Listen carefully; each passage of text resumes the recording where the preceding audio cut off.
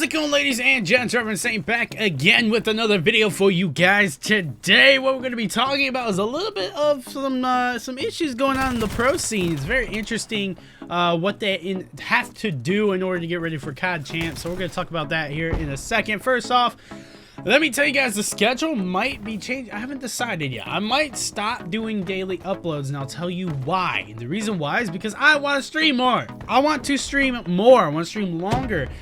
When I'm doing daily uploads, I have to stop the stream or I have to start the stream later, and I don't like having to do that because I got to get the video done for the next day. Yes, I enjoy making videos. Yes, I love making videos, but it takes so much time out of being able to stream longer because I enjoy streaming more. And I think you guys, in turn, also enjoy streams a little bit more than you enjoy the videos. I mean, you guys come out, you guys get to play with me, you guys get to talk to me directly. It's a lot more entertaining, a lot more fun on both sides of the coin, and it's just gonna allow for just more fun times in the live streams than it would be on YouTube, because YouTube I just sit here and I talk about stuff, or I do a fun video like the creating class challenge or whatever, and that's it.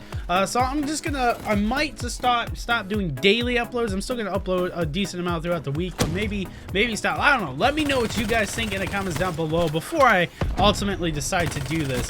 Let me know what you guys think in the comments down below. Also, don't forget to check out the live stream channel, twitch.tv/Reverend Saint. You can see all the VODs over there if you want to catch up on some of the streams that you may have missed. Those are there as well. And yeah, so anyway, let's talk about the topic at hand now. So apparently, according to a couple of the pro players, MLG Orlando was the first event to feature a certain piece of technology that basically helped get rid of the PS4 Bluetooth issue. Now, if you guys don't know about this, I actually made a video about this back when Black Ops 3 first came out, when they first did the tournaments and stuff like that. It was after Totino's, I think. It was the first either CWL or first MLG event that they did. It might have even been UMG. I can't even remember. The first event they did, they had a bunch of issues with the controllers and basically what's called slow turn, or just randomly spinning around and looking at the sky. They just lose control of their character because the controller would get interference from phones that have Bluetooth on them, because the controllers run off of Bluetooth. So basically there are too many signals, too many frequencies in the building, and it would interfere with the players. And it would cause them to do stupid stuff. They couldn't get around it. And, you know, some teams suffered from it more because they had more people watching it, especially on side stations. So it was a big issue and a big deal. And they were trying to get Sony to step in and help, because Sony was actually helping sponsor the CWL and all that. They did nothing. Sony did absolutely freaking nothing, as expected, because they don't really give a crap. All they care about is the money that they get because they won the bid against Microsoft for the top bid for Call of Duty, basically. So that's all they really care about. So if the controllers are having issues at the tournaments, they don't care. Figure it out or live with it, whatever. They don't care about that. At least that's what it seems like.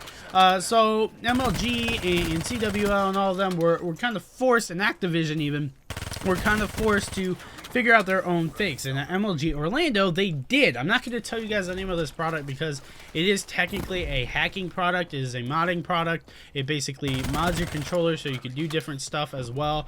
So I'm not going to give you guys the name of it, even though you can probably find it pretty easily if you just search for it. But basically what this thing is going to do is you plug it in to you program it on your computer, and it has a setting called tournament mode, which basically adds latency to the controller and makes it wired, like full on wired. It shuts Bluetooth off, but it causes it to add latency, kind of like you're playing on a bad TV, or a TV that's not set to the right setting for gaming. So like, you know how like you turn your stick and your guy doesn't turn right away, there's like that delay, and you can actually see it and feel it in game. That's what this thing does. That's what they had to play with at MLG Orlando. And they're going to have to do this at CoD XP, at CoD Champs, at CoD XP, and it's actually miserable because I've had to do it myself. I played a little mini tournament at GameStop once. It was a Halo tournament. I think it was when Halo 4 was coming out. It was a little Reach tournament, and I mean, I got second place. Would have won if we didn't have this stupid delay on there, but we did. It was this terrible delay, and I was just like, this is horrible. That throws me off. All they had to do was switch the setting on the TV from like 1080i to 1080p, but they didn't do it. Basically, you have to have the matching setting on your TV as you do your console, and they didn't have that, so it was like a really bad delay. And that's basically what these people had to deal with, or what these players had to deal with at MLG Orlando, and what they have to do at CoD XP. So basically, they have to use a hack, a mod, a cheat, essentially, in order to give themselves a disadvantage online so that they have the advantage at LAN at CoD XP. And it's not like an unfair advantage, it is so they are used to the latency. They're used to playing with that weird delay on their controllers so that they can do better at the tournament. And that's a shame that they have to do this at LAN. I mean, I personally, I think Sony should have stepped in. You cannot tell me that they made this controller and there was no way for them to release a software update that would make it possible to turn the Bluetooth off when you plug it in. You cannot tell me that that is an issue. That, to me, that doesn't make sense. Xbox One didn't have this issue because they didn't have Bluetooth. It was just wired on its own frequency, and when you plugged it in, it shut the wireless off. Therefore, it was a full-on wired controller, and that's why when you saw them at LANs for like Advanced Warfare, they always had it plugged in. It was always plugged in. Here, it doesn't really matter. Now they plug it in just to keep it charged, but it's still technically Bluetooth wireless. It doesn't help it at all.